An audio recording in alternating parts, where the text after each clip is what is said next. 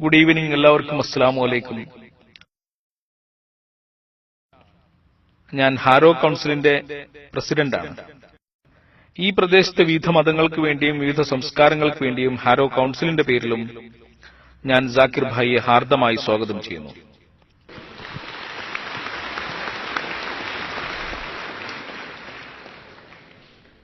എനിക്കൊരു ചോദ്യത്തിന് മാത്രം അനുവാദമുള്ളതിനാൽ ഞാൻ ആ ക്രമം പാലിക്കാം. വളരെ ചിന്തോദ്ദീപകമായ പ്രഭാഷണമായിരുന്നു നിങ്ങളുടേത്. നിങ്ങളൊരു പരിധിവരെ വിവിധ മതങ്ങളെ പ്രഭാഷണത്തിൽ വിലയിരുത്തുകയുണ്ടായി. ഹിന്ദുമതം, ജൂതമതം, നിരീശ്വരവാദം, ഇസ്ലാം ഇവയെക്കുറിച്ചൊക്കെ ചർച്ച ചെയ്തു.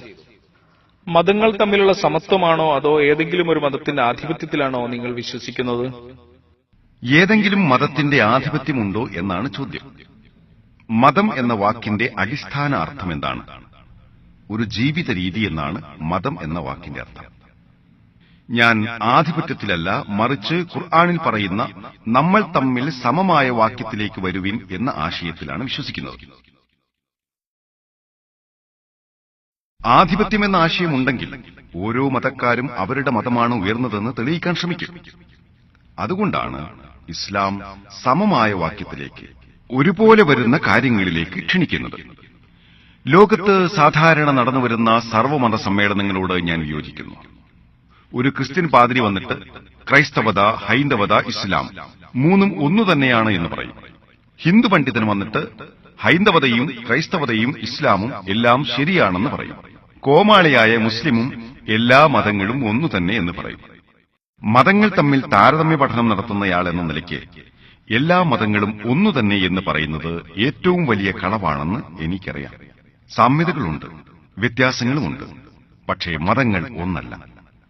മതങ്ങൾ തമ്മിലുള്ള വ്യത്യാസങ്ങളെക്കുറിച്ച് സാമ്യതകളെക്കാൾ കൂടുതൽ സമയം സംസാരിക്കാൻ സാധിക്കും. പക്ഷേ ഖുർആൻ പരസ്പര സാമ്യതകളെക്കുറിച്ച് സംസാരിക്കുവാൻ പ്രോത്സാഹിപ്പിക്കുന്നു.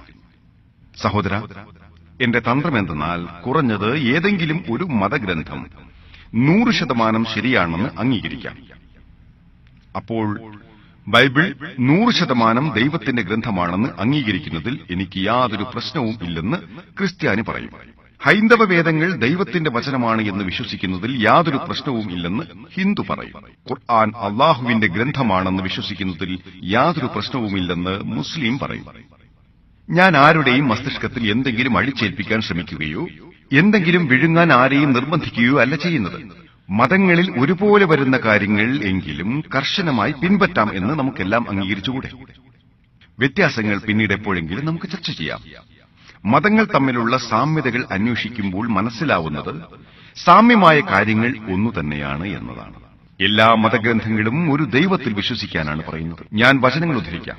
മോശ പറയുന്നതായി ബൈബിളിന്റെ ആവർത്തന പുസ്തകത്തിൽ 6:4 പറയുന്നത്, ഇസ്രായേലേ കേൾക്കുക, നമ്മുടെ ദൈവമായ കർത്താവ് ഏക കർത്താവാണ്. യേശുവിനോട് പ്രധാന കൽപ്പന ഏതാണെന്ന് ചോദിച്ചപ്പോൾ മോശയുടെ അതേ വചനമാണ് മാർക്കോസിന്റെ സുവിശേഷം 12:29 പറയുന്നത്. ഇസ്രായേലേ കേൾക്കുക, നമ്മുടെ ദൈവമായ കർത്താവ് ഏക കർത്താവാണ്. ഹൈന്ദവ വേദഗ്രന്ഥങ്ങളും ഉപനിഷത്തുക്കളും വായിച്ചു നോക്കൂ. ഛാന്തോക്യോപനിഷത്തിൽ 6:2 പറയുന്നു, ഇക്കം എവിദിത്വം, ദൈവം ഒന്നേയുള്ളൂ, രണ്ടില്ല എന്നർത്ഥം വരുന്ന സംസ്കൃത ശ്ലോകമാണിത്.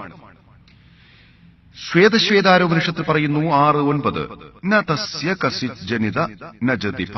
അതിന്റെ അർത്ഥം ദൈവത്തിന് മുകളിൽ ആരുമില്ല, രക്ഷാധികാരിയില്ല, മാതാപിതാക്കളില്ല, ദൈവത്തിന് അമ്മയില്ല, അച്ഛനില്ല, ദൈവത്തിന് മുകളിൽ ആരുമില്ല. ശ്വേതശ്വേതാരോപനിഷത്തിൽ 4:19, നാ തസ്യ പ്രതി മ അസ്തി, ദൈവത്തിന് പ്രതിച്ഛായയില്ല.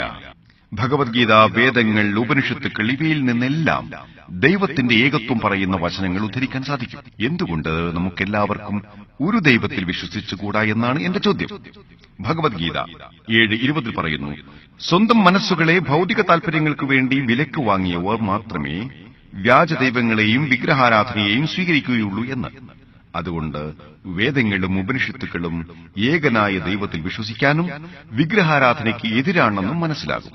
സർവശക്തനായ ദൈവം ഭൂമിയിലേക്ക് വരുന്നതിനെയല്ല, മറിച്ച് ദൂതന്മാരെ നിയോഗിക്കുന്നതിനെക്കുറിച്ചാണ് വേദങ്ങൾ പറയുന്നത്. നമ്മൾ ഹിന്ദുക്കൾ, ജൂതർ, ക്രൈസ്തവർ, മുസ്ലിങ്ങൾ, നമുക്കെല്ലാം ഒരു ദൈവത്തെ മാത്രമേ ആരാധിക്കാൻ പാടുള്ളൂ. ആ ദൈവത്തിന് വിഗ്രഹങ്ങളോ ചിത്രങ്ങളോ ഇല്ലെന്നും ദൈവം ജനിച്ചവനല്ലെന്നും വിശ്വസിക്കാം. ബൈബിളിലും ഭഗവത്ഗീതയിലും ഖുർആനിലും ഇതാണ് പറയുന്നത്. ഈ വേദഗ്രന്ഥങ്ങൾ പഠനം നടത്തുമ്പോൾ അന്തിമ പ്രവാചകനായ മുഹമ്മദ് നബി സല്ലല്ലാഹു അലൈഹി വസല്ലമയുടെ ആഗമനത്തെക്കുറിച്ചാണ് പറയുന്നത്. ജൂത ക്രൈസ്തവ ഗ്രന്ഥങ്ങളിൽ നിന്നും നബി സല്ലല്ലാഹു അലൈഹി വസല്ലമയെക്കുറിച്ചുള്ള ഉദ്ധരണികൾ ഞാൻ പറഞ്ഞുവല്ലോ. ഹൈന്ദവ ഗ്രന്ഥങ്ങളിൽ നിന്നും എനിക്ക് ഉദ്ധരിക്കാം. ഭവിഷ്യപുരാണം പർവ്വത്രീ ഖണ്ഡത്രീ അധ്യായത്രീ ശ്ലോകങ്ങൾ 10 മുതൽ 27 വരെ പറയുന്നത് മുഹമ്മദ് നബി സല്ലല്ലാഹു അലൈഹി വസല്ലമയെക്കുറിച്ചാണ്. അഥർവവേദത്തിലെ 20-ാം പുസ്തകത്തിൽ ശ്ലോകം 127, 1-14 വരെയുള്ള കുണ്ടബ് സൂക്തങ്ങളിൽ മുഹമ്മദ് നബി സല്ലല്ലാഹു അലൈഹി വസല്ലമയെക്കുറിച്ചാണ് പറയുന്നത്. കൽക്കി പുരാണം എന്ന് പറയുന്ന ഒരു ഗ്രന്ഥമുണ്ട്. വരാനിരിക്കുന്ന കൽക്കി അവതാരത്തെക്കുറിച്ച് അതിൽ പറയുന്നുണ്ട്.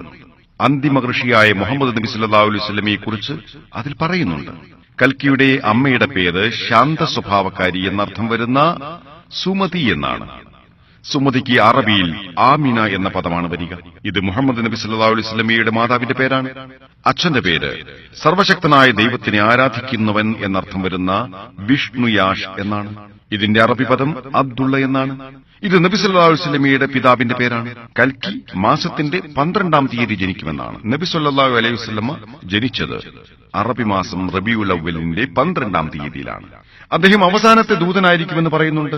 നബി സല്ലല്ലാഹു അലൈഹി വസല്ലം അവസാനത്തെ ദൂതനായിരുന്നുവല്ലോ. കൽക്കിക്ക് 4 അനുചരന്മാരുടെ സഹായമുണ്ടാകുമെന്ന് പറയുന്നുണ്ട്. നബി സല്ലല്ലാഹു അലൈഹി വസല്ലമയ്ക്ക് 4 ഖലീഫമാരുടെ സഹായം ലഭിച്ചിരുന്നു. അദ്ദേഹം ശാന്തമായത് എന്നർത്ഥം വരുന്ന സംഭാല എന്ന സ്ഥലത്ത് ജനിക്കുമെന്നാണ്. അതിന്റെ അറബി പദം മക്ക എന്നാണ്. അദ്ദേഹം മക്കയുടെ നേതാവിന്റെ കുടുംബത്തിൽ ജനിക്കുമെന്നാണ് പറയുന്നത്. മുഹമ്മദ് നബി സല്ലല്ലാഹു അലൈഹി വസല്ലമ ഹൈന്ദവ വേദഗ്രന്ഥങ്ങളിൽ എന്നൊരു പ്രഭാഷണം ഞാൻ നടത്തിയിട്ടുണ്ട്. അപ്പോൾ മതങ്ങൾ തമ്മിലുള്ള രണ്ടാമത്തെ സാമ്യത വരാനിരിക്കുന്ന അവസാന ദൂതനിൽ വിശ്വസിക്കുക എന്നതാണ്. മതഗ്രന്ഥങ്ങൾ മരണാനന്തര ജീവിതത്തെക്കുറിച്ച് പറയുന്നുണ്ട്.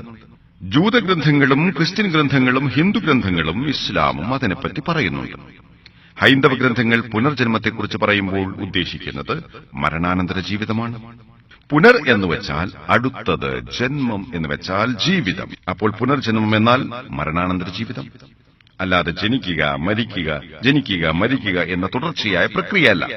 അതുകൊണ്ട് നമുക്ക് ഒരുപോലെ വരുന്ന കാര്യങ്ങൾ പിൻപറ്റാമെന്നാണ് എനിക്ക് പറയാനുള്ളത്. എല്ലാ പ്രധാന മതഗ്രന്ഥങ്ങളും ഒരൊറ്റ ദൈവത്തെക്കുറിച്ചും അവസാന ദൂതനായ മുഹമ്മദ് നബി സല്ലല്ലാഹു അലൈഹി വസല്ലമയെക്കുറിച്ചും പറയുന്നുണ്ട്. അങ്ങനെയാകുമ്പോൾ ആ ദൂതന് അവതരിപ്പിച്ച ഗ്രന്ഥമായ ഖുർആനും പിൻപറ്റേണ്ടി വരും. മതങ്ങളിൽ ആധിപത്യം ഏതിനെന്നല്ല ചർച്ച ചെയ്യേണ്ടത്. നമ്മൾ പിന്നിലേക്കും സ്രോതസ്സുകളിലേക്കുമാണ് പോകേണ്ടത്. ഖുർആനിൽ അധ്യായം 3:19 അല്ലാഹു പറയുന്നു, തീർച്ചയായും അല്ലാഹുവിങ്കൽ മതമായിട്ടുള്ളത് സർവശക്തനായ ദൈവത്തിന് ജീവിതം സമർപ്പിക്കുന്നത് വഴി ലഭിക്കുന്ന സമാധാനം മാത്രമാണ്. ഇസ്ലാം എന്നാൽ സർവശക്തനായ ദൈവത്തിന് കീഴ്പ്പെടുക എന്നതാണ്. മുഹമ്മദ്, സുൽത്താൻ, അബ്ദുള്ള, സാക്കിർ ഇങ്ങനെയൊക്കെ പേരിട്ടാൽ ഒരാൾ സ്വർഗത്തിൽ പോകില്ല. മുസ്ലിം എന്ന വാക്കിന്റെ അർത്ഥം സർവശക്തനായ ദൈവത്തിന് കീഴ്പ്പെട്ട് ജീവിതം നയിക്കുമ്പോൾ സമാധാനം ലഭിക്കുന്നയാൾ എന്നാണ്. സഹോദര, എല്ലാ പൂർവ്വവേദങ്ങളും കാലത്തിന്റെ പോക്കിനനുസരിച്ച് മാറ്റം വരുത്തുകയുണ്ടായി. ഖുർആൻ എന്ന അവസാന ഗ്രന്ഥം മാത്രമാണ് യഥാർത്ഥ രൂപത്തിലുള്ളത്. ഹൈന്ദവ ക്രൈസ്തവ പണ്ഡിതന്മാരുടെ ഗ്രന്ഥങ്ങൾ വായിച്ചു നോക്കുമ്പോൾ അവരുടെ വേദഗ്രന്ഥങ്ങൾ തിരുത്തപ്പെട്ടിട്ടുണ്ട് എന്ന് മനസ്സിലാക്കാൻ സാധിക്കും. അത്തരത്തിൽ തിരുത്തപ്പെട്ടിട്ടും അവയിൽ സത്യത്തിന്റെ അംശങ്ങൾ ഇപ്പോഴും അവശേഷിക്കുന്നുണ്ട്. ഏകനായ ദൈവത്തെക്കുറിച്ചും മുഹമ്മദ് നബി സല്ലല്ലാഹു അലൈഹി വസല്ലമയെക്കുറിച്ചും പറയുന്ന വചനങ്ങൾ ഇപ്പോഴുമുണ്ട്. അതുകൊണ്ട് വേദങ്ങളിലേക്ക് മടങ്ങിച്ചെന്ന് സാമ്യതകൾ പിൻപറ്റാൻ തുടങ്ങിയാൽ ആധിപത്യം എന്ന ഒരു വിഷയം വരില്ല. ഒരൊറ്റ മതമായ സർവശക്തനായ ദൈവത്തിന് കീഴ്പ്പെട്ട് ജീവിക്കുക എന്നതിലേക്ക് എത്തിച്ചേരുന്നതായിരിക്കും, അഥവാ ഇസ്ലാമിലേക്ക് എത്തിച്ചേരുന്നതായിരിക്കും. ഞാൻ ഉത്തരം പറഞ്ഞുവെന്ന് പ്രതീക്ഷിക്കുന്നു.